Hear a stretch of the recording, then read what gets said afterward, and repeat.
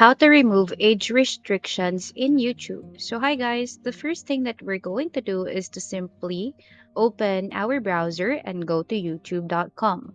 Once you're routed to youtube.com, go to your profile settings here in the upper right hand corner and click on it. Once you've clicked on it, go to your restricted mode section. Click on it.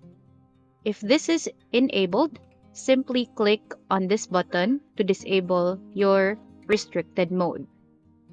If this doesn't work, go to your Gmail account and change your settings right there and simply change or make sure that you are 18 years of age and above.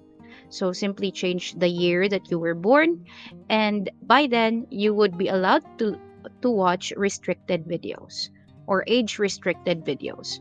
And that's about it for today's video. Thank you so much for watching. Hope you guys find this video helpful.